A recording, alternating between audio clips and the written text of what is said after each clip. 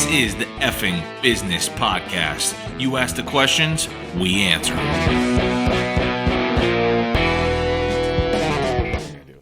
All right, so Aaron, I want to talk about vulnerability in entrepreneurship. So having empathy and vulnerability as an entrepreneur, as a business owner, one, feeling vulnerable, being okay with feeling vulnerable in situations for growth, and also having empathy as an entrepreneur, as a business owner. I think, a lot of people as business owners, they have this hard ass kind of feeling they have to have to employees where there's this line in the sand. I'm the boss, you're the employee, do what I say. Essentially how you treat people here. No. Make sure that is in the final edit. No, that does not happen. Okay.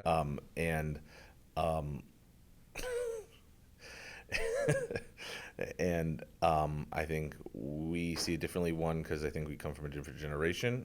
I think we also had bad experience with bosses like that. Wait, so hold on a second. You think we empathize with our employees? Is that what you were saying? More than most.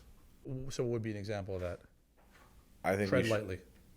I don't want to give like examples or anything like that. Right. Not off the top of my head. I think overall we have empathy. I don't think like we're hard asses about, hey, I'm feeling like shit. You need to be here. I don't care. That's your problem, or take a full day, or whatever. Maybe like different small things. And I just think in general, I think there's people and bosses of I don't want to say older age, but older generation. And they feel like there had to be that divide of employee-employer relationship, line in the sand. You're supposed to be talked to, not heard from, kind of feeling.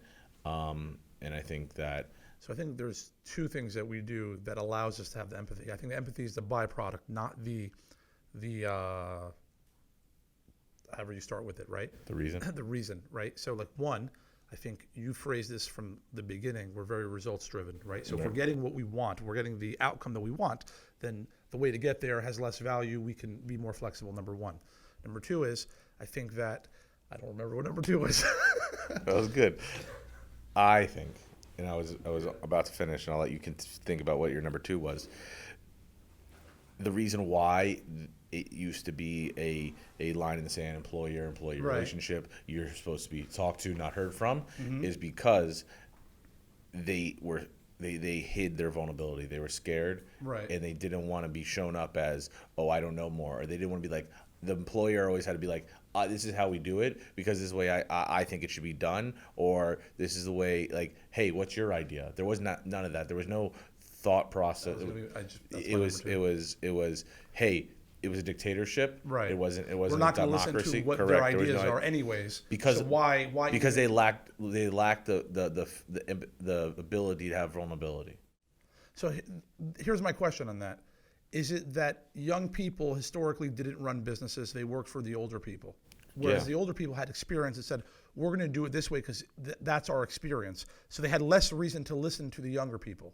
Yeah. Right? So as young people are now running businesses who don't have experience, right, they almost have to, if they want to be successful, listen to others around them, regardless of what those others' ages are, so that they can, implement some of those ideas. So they know that, like, we're not really that different. We're a couple of years apart at most. Some of the employees were not at all, or some are even older. Right. So like, we're more open to their ideas because there aren't really that many differences between us and them. Whereas the older people just couldn't accept ideas from people who were younger because they hadn't been there. But also, I think it was frowned upon. I think like it was a socially. I think business wise, like, how am I to ask my employee what their idea is, or maybe their idea is better than, like, am I even the owner? Right. Like, they have that, and they're scared to let go of that vulnerability they have of, I don't know. Right. Mm-hmm. Or maybe they have a better idea, or maybe we can come up with a better idea together. Right. And I think that they had that vulnerability. I think younger entrepreneurs now, even older ones, they see that if you release that and you let go of that vulnerability and don't have any vulnerability about feeling like I don't know or it's okay, I think where that a lot more comes out of it, both for the employee and the employer, and then the business when that relationship's working really well because of vulnerability, you're not feeling. Meaning it allows the employees to feel more part of the outcome and less part of just the process. Correct.